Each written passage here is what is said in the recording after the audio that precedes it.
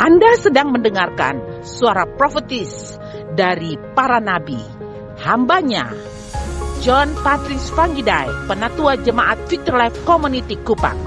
Dengarkanlah dan lakukanlah perintah Tuhan melalui para nabi, maka engkau akan berhasil. Selamat mendengarkan. Baik, jemaat Tuhan, saya ucapkan good morning to every one of you, wherever you are. Ucapkan selamat pagi buat Anda sekalian, dimanapun Anda berada. Shalom, salam sejahtera untuk kita semua dari Victory Life House, tempat yang akan menggoncangkan dan sedang menggoncangkan bangsa-bangsa. Di tempat ini kita akan menerima transfer kekayaan orang-orang berdosa. Dari tempat ini kekayaan seberang laut akan datang. Dari tempat ini akan diutus misionari-misionari yang sedang diutus misionari-misionari ke berbagai bangsa. Dari tempat ini dunia pendidikan ditaklukkan, dunia bisnis ekonomi ditaklukkan, entertainment ditaklukkan, sport ditaklukkan, dunia sosial gereja ditaklukkan. Haleluya, dunia pemerintahan ditaklukkan. Dari Victory Community muncul dan sedang muncul hamba-hamba Tuhan, murid-murid Kristus yang setia kepada janji Allah, yang memegang perintah agung, pergi janjikan semua bangsa murid. Dari tempat ini we shake the nation. Dari tempat ini kita goncangkan bangsa-bangsa. Haleluya. Hari ini umat Tuhan, kita masih berbicara pada bagian yang ke-21. Bagian 21 ada 2 pagi hari ini. Kita ambil tema the matter of time, masalah waktu. Orang benar tidak mengenal waktu untuk memberi. Nanti malam kita akan lanjutkan the restoration of everything, pemulihan segala sesuatu yang sudah kami bahas part 1, bagian pertama tadi malam. Umat Tuhan, di ujung daripada pemberitaan firman Tuhan, saya akan mengajak Anda sekalian mendeklarasikan. Dan tiap kali ibadah-ibadah kita akan pakai beberapa saat ke depan, deklarasi kita bersama sampai deklarasi itu ibarat magnet yang menarik semua yang kita ucapkan masuk ke dalam roh dan itu tertransfer dalam pengalaman hidup kita sehari-hari. Haleluya. Hari ini kita bahas khusus orang benar tidak mengenal waktu untuk memberi. Amsal 21 ayatnya yang ke-26, sama-sama kita baca. Go! Keinginan bernafsu sepanjang hari, tetapi orang benar. Haleluya. Saudara bisa memori, bisa ingat ayat-ayat ini? Coba. Yang hitam bilang apa? Coba yang hitam bilang apa? Keinginan orang atau keinginan bernafsu sepanjang hari. Yang merah bilang apa? Oke. Tutup layarnya. Kalau saya bilang hitam, sebutkan yang hitam. Kalau saya bilang merah, sebutkan yang merah. Kalau saya bilang merah hitam, bukan John Dede, tapi firman Allah. Oke? Go, hitam. Keinginan bernafsu merah. Merah hitam. Keinginan bernafsu sepanjang hari. Tetapi orang benar memberi tanpa batas, tidak mengenal waktu. Mau pagi, mau siang, mau malam, awal tengah bulan, saudara, bulan krisis, bulan paceklik, bulan corona, hari ini, bulan apa saja saudara boleh sebut, anytime, any situation, kapan saja, dalam keadaan apa saja, orang benar. Ada orang benar yang saya dengar suaranya, katakan amin. Yes, you are and me, we are righteous man of God. Katakan, saya orang benarnya Allah. 1, 2, 3. Yes. Siapa yang membenarkan kita? Bukan perbuatan kita, bukan agama kita, bukan siapa-siapa, nabi rasul tertentu, bukan saya, bukan siapa, tetapi Kristus sendiri yang membenarkan saya dan saudara. Haleluya. Dan itu tidak bisa digugat dengan sejumlah kesalahan, erorisme, dan beberapa kekeliruan. That's nothing. Tidak dapat merubah status kita sebagai orang benar. Umat Tuhan, kita bisa bilang kita percaya Dia. Tetapi bukti akan terlihat dari cara kita menangani uang. Tingkat pemberian kita atau persembahan kita adalah indikator seberapa besar kita mempercayai Tuhan. Haleluya. Umat Tuhan, bagaimana kita manage, mengatur keuangan kita? Lebih spesifik lagi, bagaimana kita mempersembahkan keuangan kita? Itu menunjukkan, mengindikasikan how big, how much we trusting God. Seberapa besar iman saudara kepada Tuhan, tidak ditulis atau tidak diukur dengan lagu yang kau nyanyikan. Aku percaya, aku percaya. That's nothing to do with your song. It's deal with how much you offer, how much you manage your finance given to the Lord. Bagaimana kita mengatur keuangan kita, persepuluhan, janji iman, persembahan awal tahun apapun.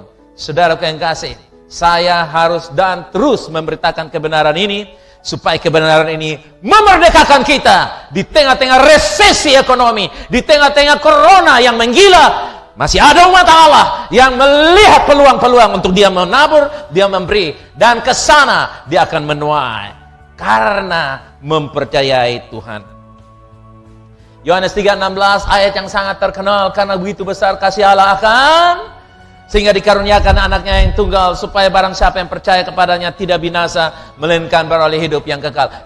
So love the world, so big God's love the world. Begitu besar kasih Allah akan dunia. Saudaraku yang kasih, Tuhan Allah kita adalah Allah pemberi sepanjang zaman. Haleluya. Allah kita Allah yang memberi sepanjang zaman atau sepanjang waktu. Tuhan kita tidak mengenal waktu tidak memberi. Anytime, dalam keadaan terpuruk hidupmu, dalam keadaan yang terbaik kerohanianmu, dalam keadaan apapun, our God is a giver God. Allah pemberi. He is the give one. Dia Allah yang selalu memberi. Dan bukti dari the giving heart, maka Allah memberikan kepada kita the promises. Allah pemberi janji, dan janji yang dia beri mengikat dia sampai dia menggenapi semua janji itu. Haleluya.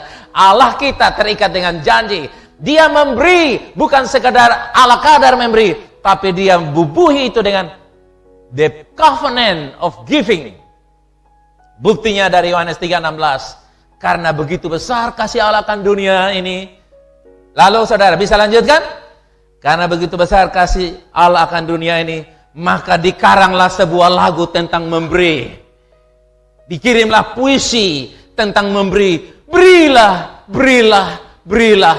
Demikianlah kasih Allah akan dunia ini. Dikaruniakannya sebuah puisi, sehingga dikumandangkan dari Oteta, datang kepada Taklale, datang kepada Burayan, datang kepada California, hingga di Kali Dendeng, datang di Bali Bagus, datang di Timur. Begitu? No way! Tuhan memberikan sebuah fakta, yaitu real. Yesus, the only begotten Son, Putra Tunggal Allah, yang bukan menjadi buku, tapi become a man, living among us, tinggal di tengah-tengah kami, mati untuk kita semua. Itulah pemberian yang sangat ajaib dari Tuhan kita. Amin, umat Tuhan, yes? Tuhan adalah pemberi. Dia percaya bahwa apa yang dia berikan kepada Yesus sudah cukup dan menjadi jawaban bagi umat manusia. Dia memberi sesuatu yang sangat mahal dan sangat berharga. Ini menunjukkan hubungan antara cinta kasih dan memberi. Kasih adalah motivasi Tuhan untuk memberi. Itu juga harus menjadi motivasi kita. Haleluya. Bapa Elohim, Daddy God kita, Allah yang dimotivasi oleh memberi, yang menggerakkan hati Tuhan, motivasi dia. Dorongan dari dalam Tuhan adalah kasih, love, kasih cinta, cinta kasih. Sehingga dengan cinta kasih, dia karuniakan, dia memberikan. Demikian pula itu menjadi motivasi saya dan saudara. Kita memberi bukan karena awal bulan, bukan karena tengah bulan, bukan karena awal tahun, bukan karena ada uang dan itu. Kita memberi karena bermotivasi kasih. Katakan, I'm giving because of love. 1, 2, 3. Saya memberi karena apa? Kasih. Bukan karena awal bulan, bukan karena ada uang lebih, bukan karena ada uang kecil, mumpung ada kesempatan. No. Itu akibat-akibat Akibat kita punya motivasi kasih, maka saya beri awal tahun, saya beri awal bulan, saya beri persepuluhan, saya beri persembahan, saya beri korban pada orang-orang yang meminta pinjam tak usah kembali. Haleluya.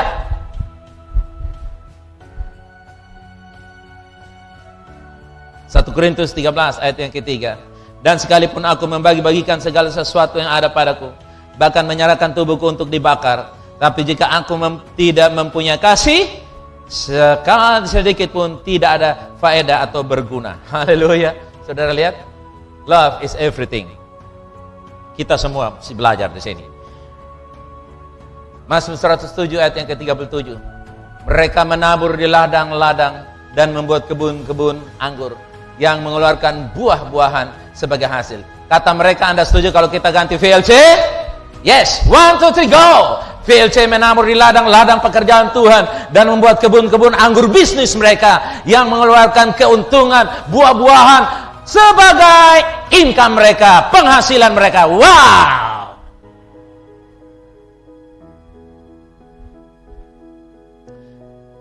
Tuhan kita adalah Tuhan yang meningkat. Our God is increasing God. Allah yang selalu membuat peningkatan-peningkatan. Amen? Untuk alami peningkatan itu, kita harus mau menabur secara berlimpah. Saudara mesti belajar di sini. Tuhan tidak melakukan apapun untuk mereka yang tidak siap untuk menabur. He is the God of increasing, and He wait for you to work together with Him in sowing the seed. Tuhan Allah adalah Allah yang selalu membuat peningkatan-peningkatan dari hari, minggu, bulan, tahun, dan dekade. Tuhan akan membuat peningkatan-peningkatan, tetapi Dia mencari orang-orang yang meresponinya agar peningkatan itu ada platform. Dia menaruh peningkatan di atas orang yang mau menerima. Tuhan tidak menaruh peningkatan hanya dan menaruh peningkatan.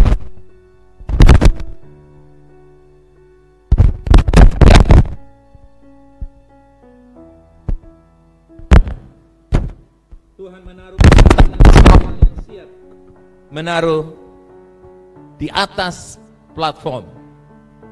Sekali lagi, Tuhan tidak menabur angin kemana perginya benih itu, tapi Tuhan mau menabur di atas platform ladang.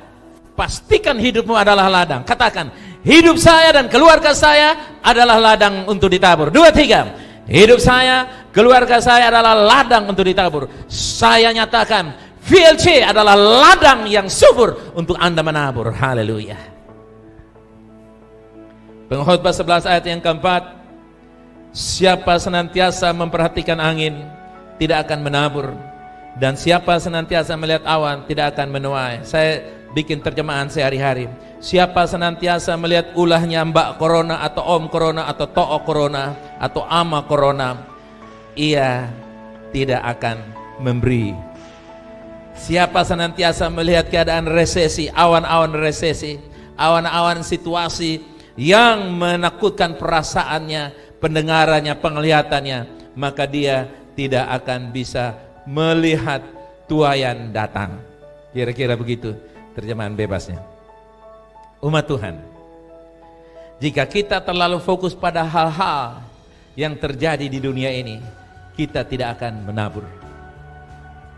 Hal-hal di sekitar saudara, hal-hal di lingkungan saudara, saudara kalau melihat kebutuhanmu, Anda tidak akan bisa pernah akan menabur.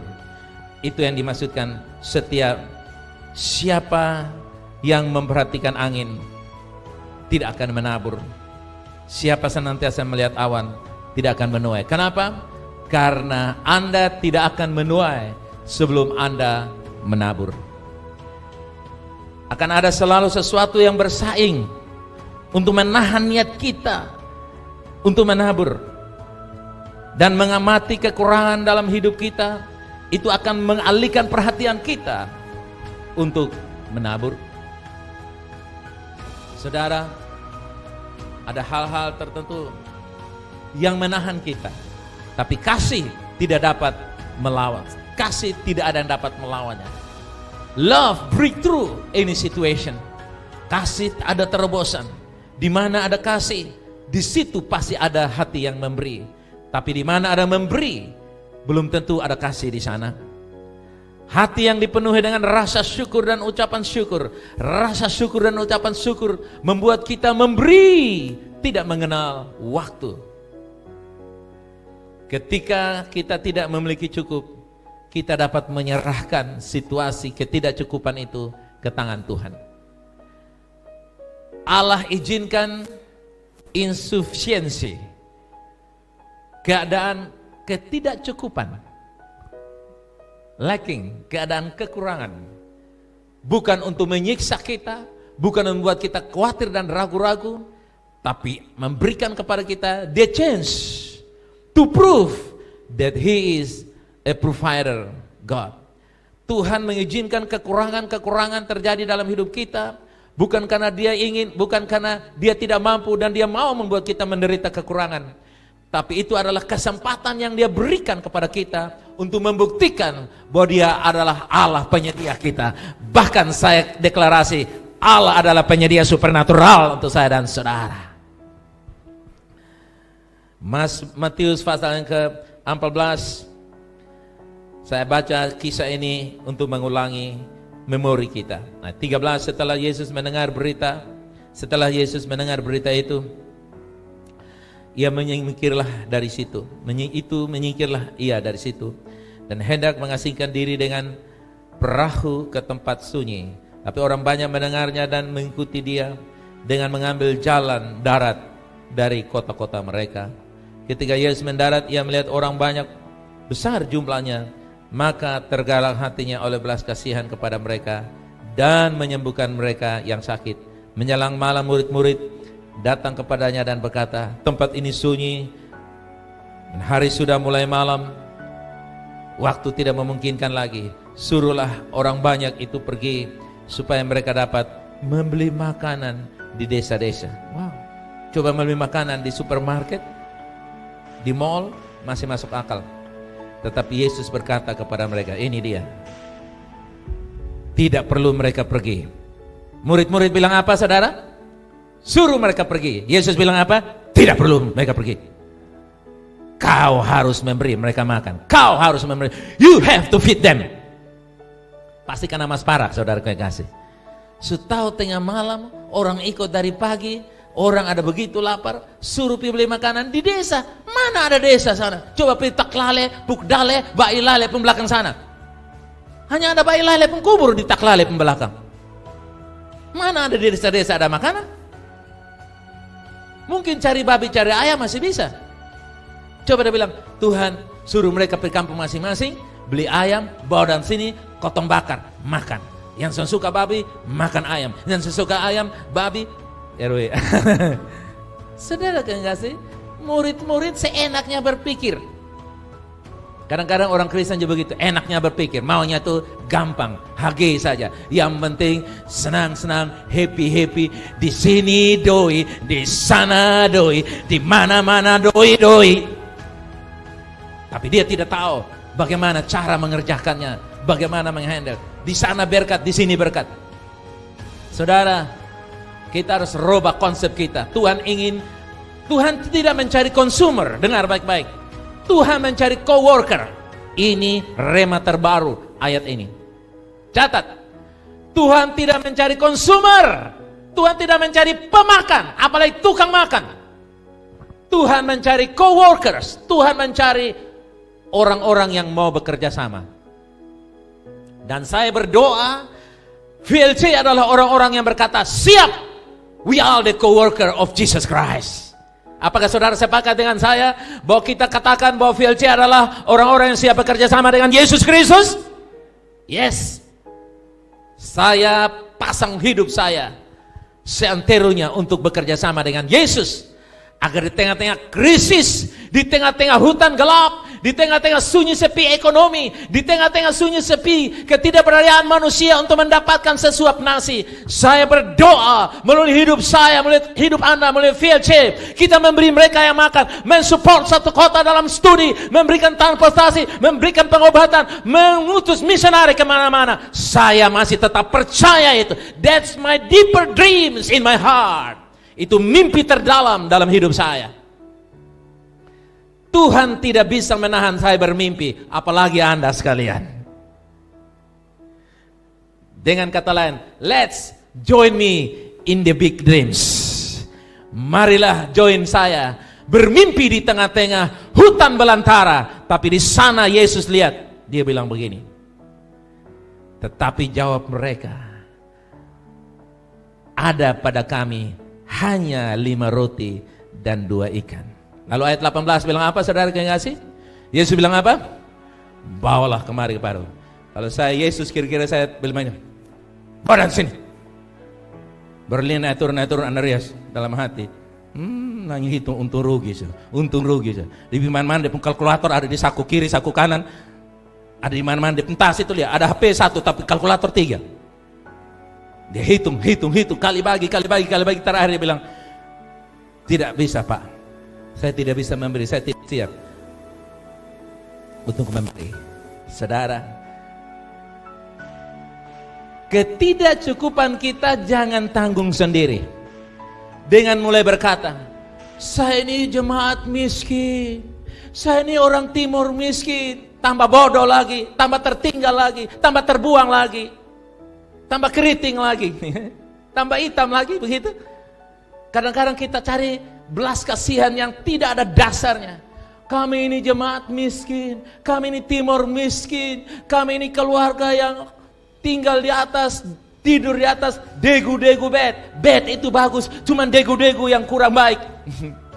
Kami ini hanya sekedar kalau makan marungga itu sudah pesta pora. Makan dengan ayam kuku atau ayam punya kaki-kaki itu sudah pesta luar biasa.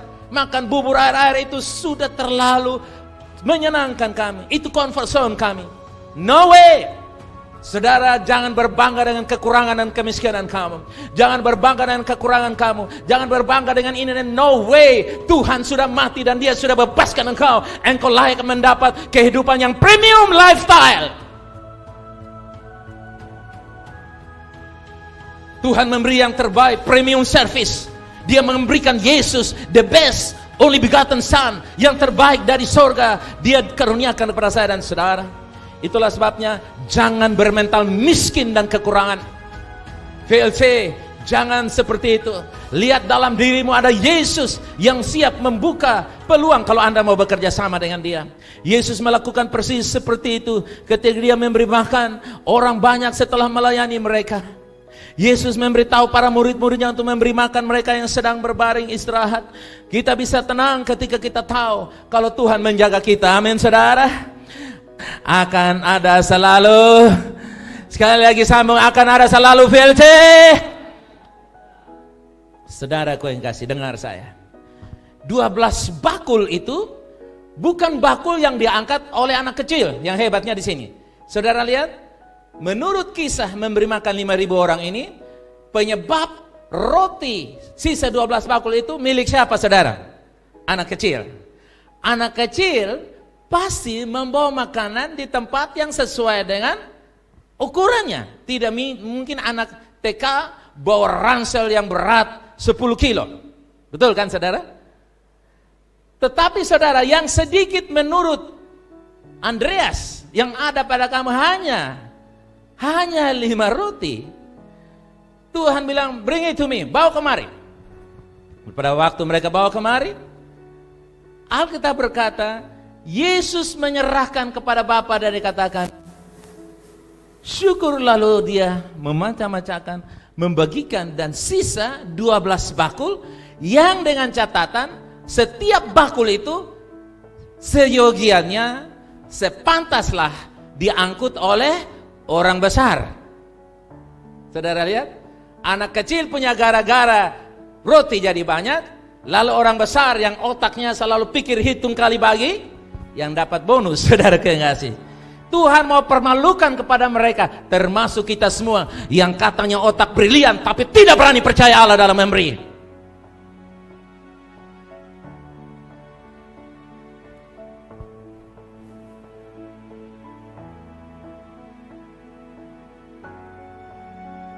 Bagi mereka yang ingin bekerja sama dengan Tuhan, akan selalu ada sisa yang banyak. Apa saya katakan jemaat Tuhan? Bagi mereka yang the co-worker, mereka yang bekerja sama dengan Tuhan, akan selalu ada plenty leftover. 12 basket already. Sisa 12 bakul siap untuk saya dan saudara. Robalah konsep pikiran kita yang berkata, saya tidak mampu memberi, saya tidak bisa, saya tidak punya cukup. Apa yang ada padamu, serahkan pertama kepada Tuhan. Berani mempercayai Tuhan di tengah-tengah masa krisis dan resesi ini. Amin. Amin. Hari ini saudara yang kasih, Tuhan mau mencari coworker sekali lagi. Tuhan bahkan orang yang konsumeris, bangsa konsumeris selalu miskin. Bangsa yang hanya sekarang tukang makan, pengguna, user, berkat Tuhan. Mereka sangat miskin dan kekurangan. Nanti mereka tergantung, ya, depending dengan situasi, keadaan, dan orang lain. Kenapa Jokowi ingin supaya Indonesia cepat bangkit di industri 4.0 dengan industri digital, yaitu dari yang pikul-pikul keliling-keliling putar kampung sampai saudara kasih kaki asam beli jamu saudara sampai akhirnya ontong beli jamu saudara yang kasih, ya. Dia rubah dengan ekonomi digital 4.0. Kita dari tempat main handphone 5 menit kita punya dapat pelanggan, lalu kita bisa berbisnis dengan cara yang simple tapi praktis, bisa mendunia. Kenapa Jokowi mau begitu? Karena dia merubah konsep mindset yang ada di bangsa-bangsa barat. Sudah maju 20 tahun yang lalu, kita tertinggal 20 tahun yang silam. Bahkan dibandingkan negara-negara Afrika, kita ranking paling bawah saudara yang kasih. Slow to respond, lambat respon, karena kita alasan kita miskin, kita negara kepulauan, negara berpulau-pulau, penduduk yang baru merdeka saja berapa tahun dari penjajahan ini dan itu. We are making too many reasons. We are expert in making reason. Kita ahli sarjana di dalam bidang membuat alasan untuk tidak percaya Tuhan. Pagi ini saya rombak. You are the reason of miracle of abundant life. Engkau alasan mujizat penyediaan. Katakan amin. Haleluya. Sekali lagi saudara yang kasih, saya declare bagi VLC yang mau menjadi orang-orang yang co-workers dengan Yesus, bagimu selalu ada 12 bakul. Amsal 3 ayat 5 sampai 8. Percayalah kepada Tuhan dengan segenap hatimu dan janganlah bersandar kepada kalkulatormu sendiri. Itu kira terjemahan saya. Akuilah dia dalam segala lakumu, akuilah dia dalam segala keadaanmu, maka ia akan meluruskan jalanmu. Janganlah engkau menganggap dirimu sendiri bijak, takutlah akan Tuhan dan jauhilah kejahatan. Itulah yang akan menyembuhkan tubuhmu dan menyegarkan tulang-tulangmu. Umat Tuhan, saat kita utamakan mempercayai Tuhan, segala sesuatu. Katakan segala sesuatu. Lanjutkan, segala sesuatu yang lain akan terjadi. Trusting God, something else coming to pass.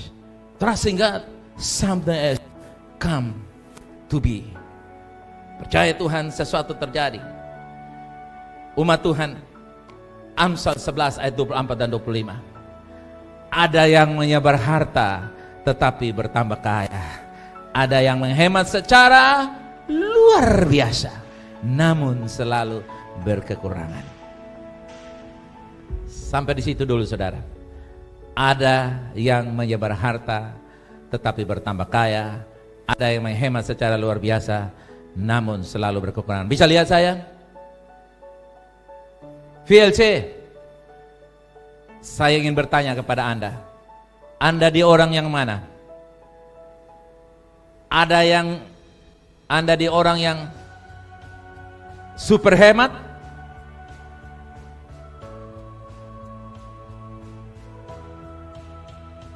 Apakah Anda yang super hemat? Atau Anda ada di bilangan orang-orang yang apa tadi? Yang menabur. Saudara di mana? Saya mau menempatkan diri saya di atas orang yang selalu menyebar, membagi. Tangan yang selalu terbuka. Saya mau itu. Dan saya mengajak jemaat, mari umat Tuhan, jangan kita menjadi orang yang tertutup menurut ayat ini. Orang yang menghemat secara luar biasa. Saudara tahu menghemat luar biasa itu bagaimana caranya dia menghemat luar biasa? Bilanglah ini ikan. Ini ikan dia beli 1 ekor bulan Desember. Sekarang sudah hampir bulan Januari habis.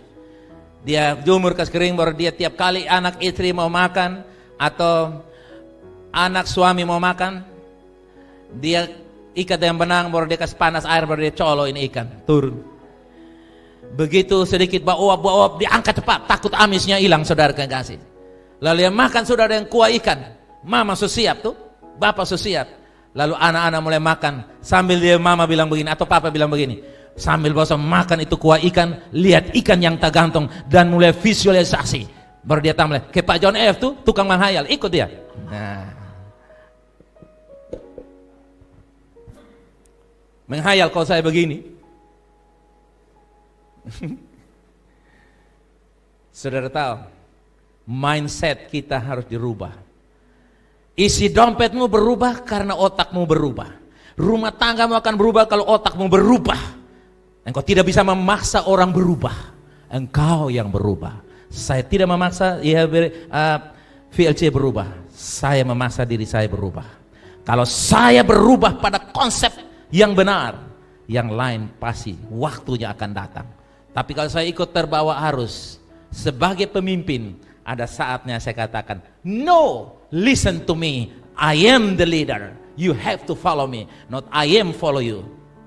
Yesus tidak ikut dengan anak-anak buahnya berkata, suruh mereka pulang.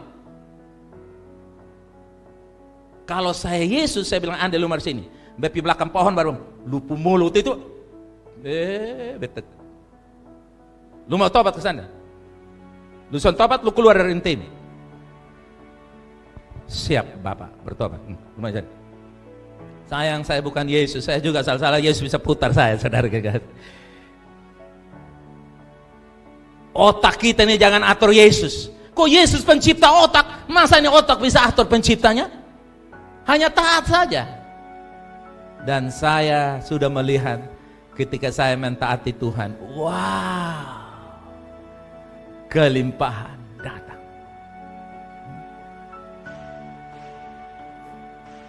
Amin saudara.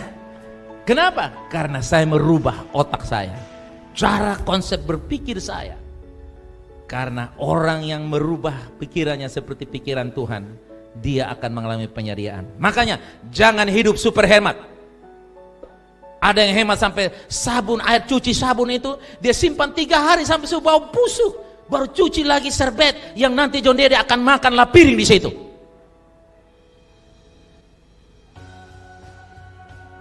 No way. Taruh rinso 1 kali habis, buang. Saudara, saya mengajar engkau, saya mengedukasi Anda supaya jadi orang yang siap dipakai oleh Allah. Amin. Jangan menghemat secara luar biasa. Itu bahasa Kupang bilang apa? Sakikir mati mampus. Itu hemat secara luar biasa. Bahasa Kupang bilang apa? Nah, itu betul ke Sondet. Tolong Rina dan Pak John Banam Tuhan ada dengar sekarang di Zoom, tolong kritik atau tolong revisi. Menurut versi timur saya, Kupang saya, dialek Kupang dialek. Sekikir itu adalah apa saudara? Masih ingat tadi saya bilang apa? Kakek mati mampus, saudara. Artinya apa? Dia pikir nih kalau dia kasih dia semua mati.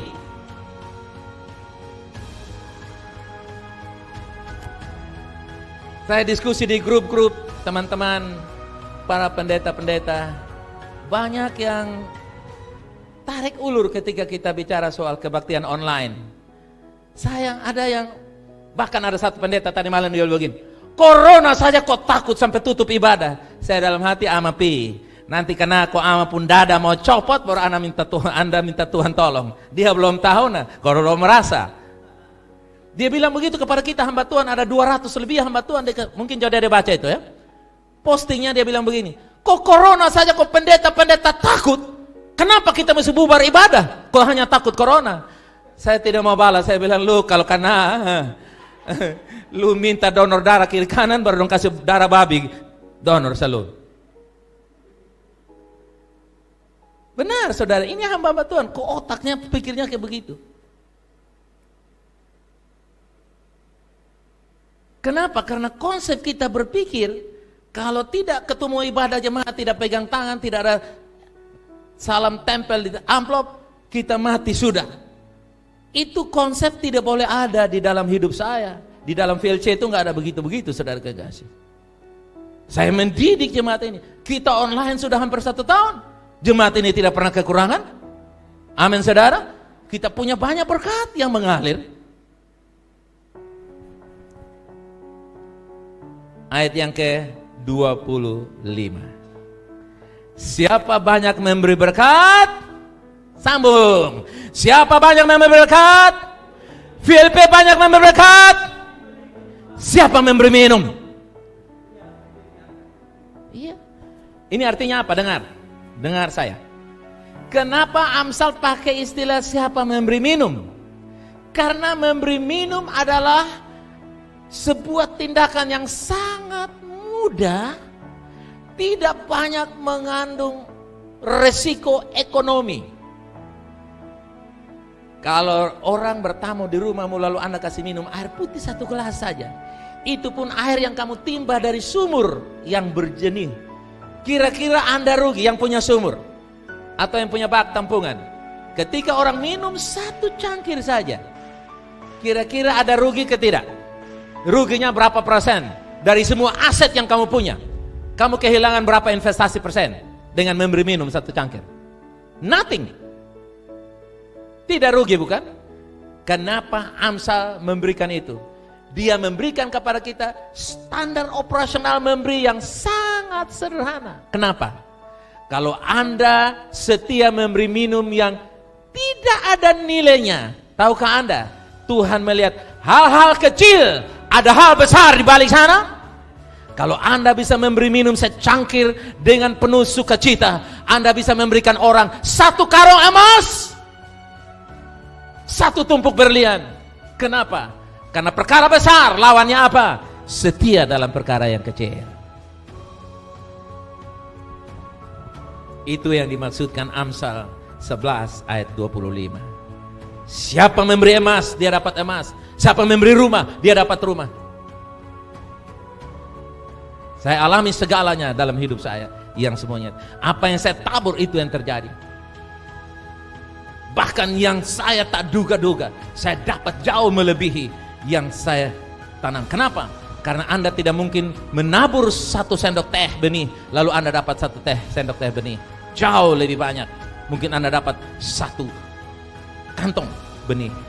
Itu yang Tuhan maksudkan untuk kita.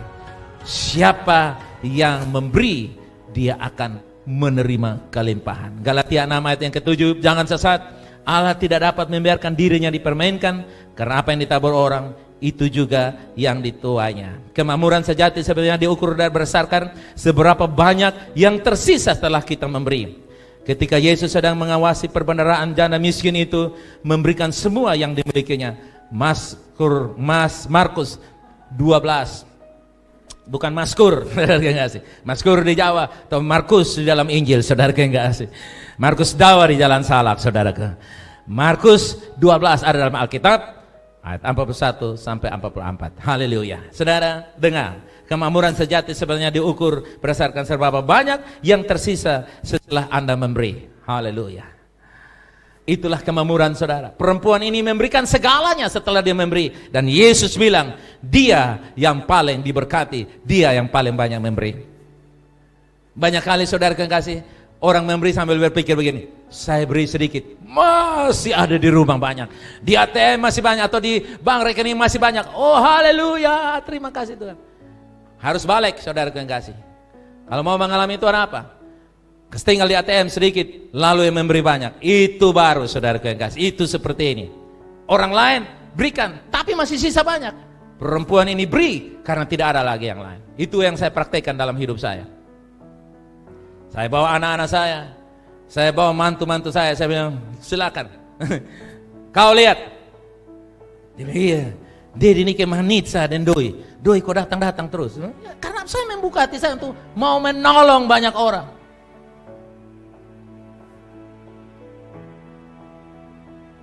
Saya iseng dengan Tuhan. Saya bilang, Tuhan saya ini tidak cocok pegang uang sedikit Tuhan. Lalu, mau apa kau? Saya bilang, ya kasih beta ini 150 triliun Indonesian rupiah. Supaya saya makmurkan Indonesia. Kenapa tidak saya beriman begitu saja? Dan saudara bilang, terlalu lebe-lebe bagi kamu. Tapi bagi saya, itulah yang saya percayai. Bukan baru 2-3 hari lalu saya omong. Saya sudah membangun iman saya di atas. Saya mempersiapkan hidup saya untuk, kemarin saya posting, bahwa Tuhan akan menggoncangkan langit dan bumi, sehingga kekayaan bangsa-bangsa akan datang kepadamu. Ada yang amin, ada yang masih ragu-ragu, saudara kasih. Tapi itu Alkitab. Amin saudara. Allah tidak dapat dipermainkan. Lukas 8:6 ayat 38. Berilah dan kamu akan diberi. Suatu tekaran yang baik akan dipadatkan. Yang digoncang dan yang tumpah keluar akan dicurahkan ke dalam ribaanmu. Sebab ukuran yang kamu pakai untuk mengukur akan diukurkan. Berilah dan kamu akan diberi. Ini yang dia bilang. Memberi tanpa kenal waktu. Lihat sini, jangan cepat. Memberi tanpa mengenal waktu. Berilah maka kamu akan beri. Artinya beri kapan saja. Beri kapan saja, tidak mengenal waktu. Dia bilang, berilah awal bulan, berilah tengah bulan, berilah awal tahun, berilah ini. Tidak, dia bilang, give and you will be given. Kalau engkau beri, kapan saja, engkau pasti akan diberi. Ini hukumnya. Kalau ada atas, pasti ada kiri, betul? Bawah, ada ya lagi. Kalau ada atas, ada apa? Kalau ada memberi, ada menerima. Saudara, kita akan menerima sesuai dengan kemurahan hati kita. Wow, kita akan menerima sesuai dengan apa? Jika kita memberi dengan motif yang benar, apapun yang kita berikan akan berlipat ganda dan dikembalikan kepada kita dalam proporsi yang jauh lebih besar. Kita tidak dapat memberikan sesendok teh, benih, dan berharap mendapatkan kembali 1 truk penuh hasil panen. Sekali lagi, dengar ini.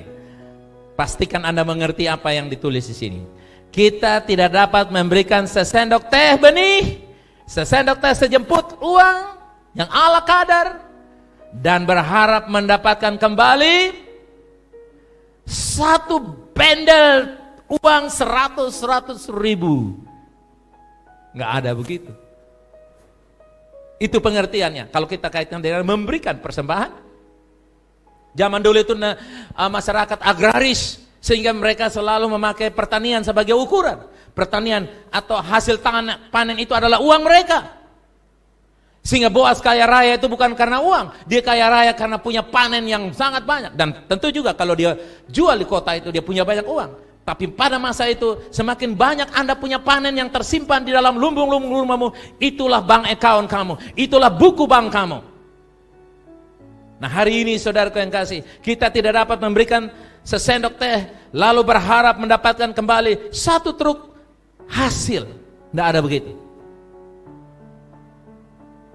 Dalam memberi, lalu saudara bertanya, apa konsep memberi dan konsep investasi? Saudara mesti tahu ini. Memberi adalah persiapan untuk menerima. Memberi adalah apa saudara? Waktu mereka memberi 5 roti itu, mereka mempersiapkan diri untuk menerima sisa berapa? 12 bakul. Kalau investasi adalah sebuah tindakan iman untuk mempercayai bahwa waktu akan datang 1 tahun, 2 tahun, 3 tahun, 4 tahun dan seterusnya.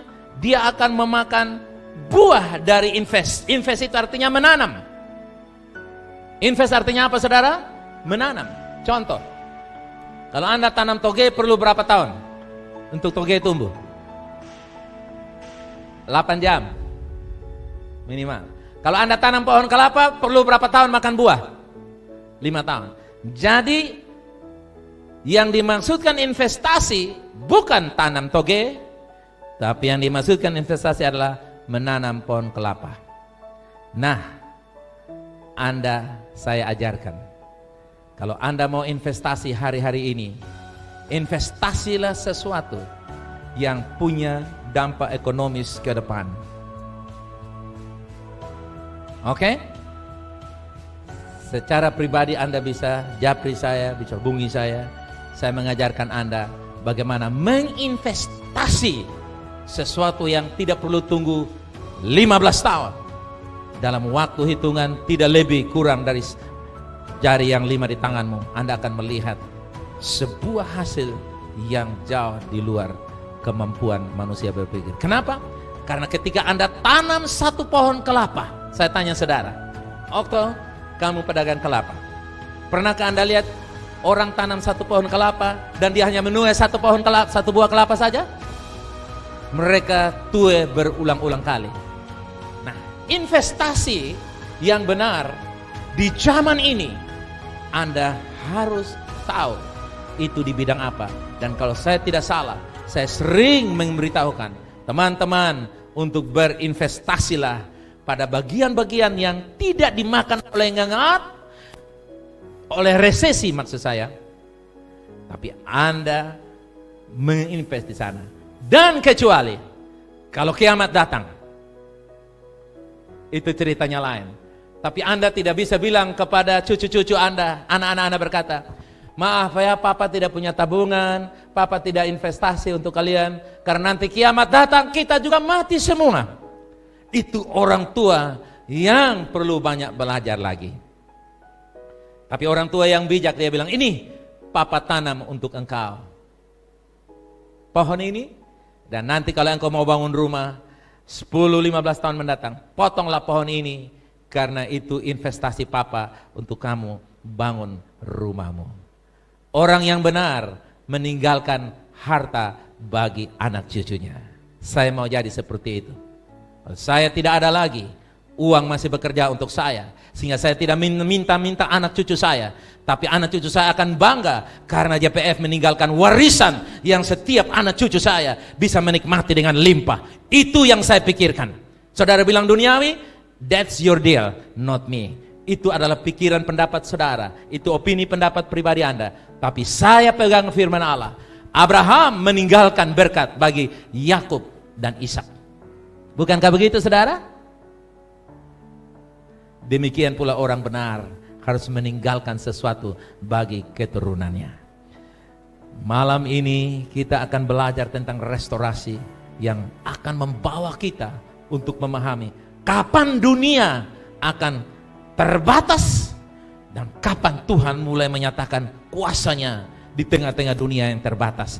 Namun di antara, perhatikan, di antara dunia yang masih bekerja hari ini dengan hukum-hukum ekonomi, hukum-hukum sosial politik, maka Anda tidak bisa melawan kecuali Anda mengikutinya sembari berhikmat di bagian mana Anda ambil alih dan di bagian mana Anda mempersiapkan diri, sehingga pada waktu dunia tidak berdaya, Anda tahu ada Tuhan yang punya daya yang luar biasa, yang siap melepaskan kita dari bahaya-bahaya besar, sekalipun kita harus keluar dari sengsara besar. Tapi kita tahu bahwa Allah tidak pernah meninggalkan kita. Berilah, maka engkau akan diberikan. Orang benar memberi tanpa batas. Mari kita berdoa.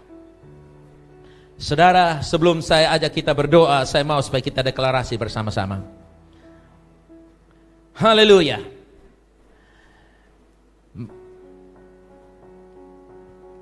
Mari umat Tuhan, sebelum saya berdoa, saya ajak kita semua berdeklarasi bersama-sama. Kita akan memakai deklarasi doa puasa Daniel 2021. Oke? Saudara yang sudah siap di rumah, saudara bersiap. Haleluya. Amen. Amen. Amen. Haleluya. Siap terima berkat Tuhan? Siap? Haleluya. Haleluya. Mana suaranya? Saya mau dengar haleluya. Mana suara haleluya? Haleluya. Mana suaranya? Haleluya. Nada tinggi, jangan nada rendah. Haleluya. Ada. Mana suaranya? Haleluya. Ya, ada di rumah-rumah. Mana suaranya? VLH katakan haleluya. Oke, kita akan sama-sama baca di dalam layar ini, saudaraku. Kita akan mulai dan ikutilah alunan suara saya. Kita tidak berlomba, siapa cepat dia menang. Karena deklarasi bukanlah perlombaan umum, tapi deklarasi adalah pernyataan bersama dalam sebuah tujuan yang kita percaya itu terjadi. Oke. Deklarasi doa puasa Daniel 2021.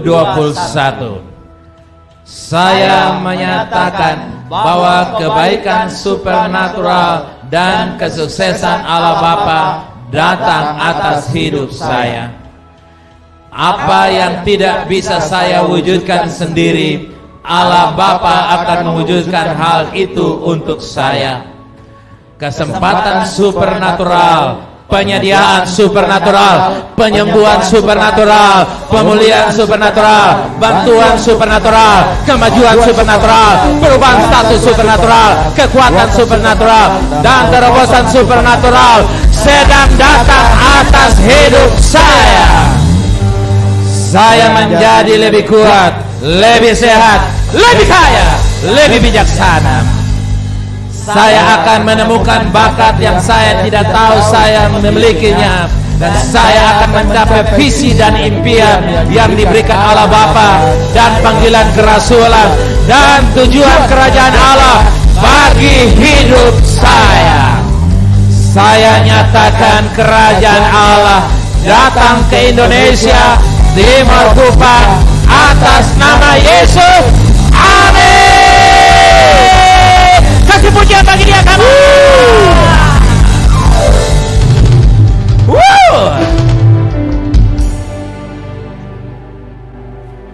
Itu cara deklarasi seperti itu, ya. Deklarasi artinya melepaskan pengakuan iman dengan keyakinan berdasarkan agamamu. Iya dong. Kemerdekaan RI itu kan ada agama Hindu, Bali, Buddha, Islam, Kristen, iya kan? Bayangkan kalau Soekarno bilang, mari kita datang berdasarkan agama Islam. Kristen nonton sudah.